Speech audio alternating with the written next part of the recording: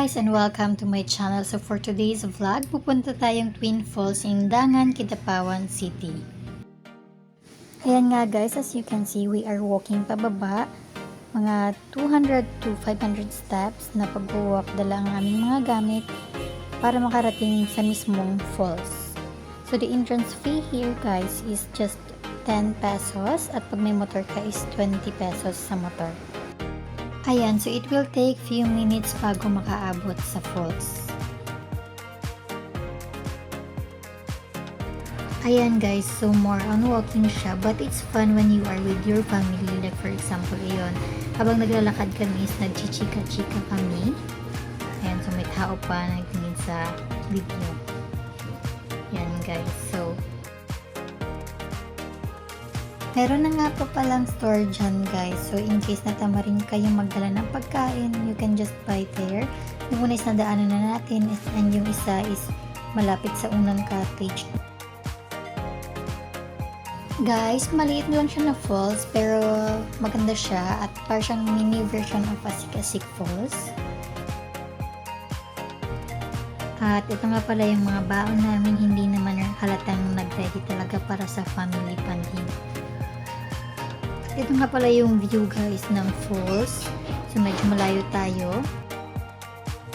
Dahil na nga rin nag-picture taking tayo at ginamit yung phone ko, so hindi tayo nakapag-video doon sa malapit at wala tayong video together with the family pero meron naman tayong picture.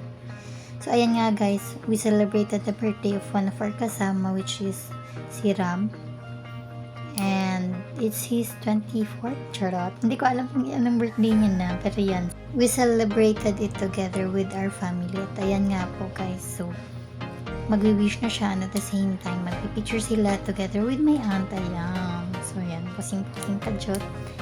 And then, wish and blow the candle and then picture.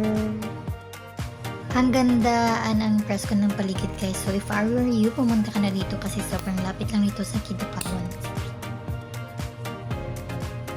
And then meron tayong mga activities na ginawa tulad nito kasi nakita natin yung mga bata na nagsiswing sa baging. So we decided to join them.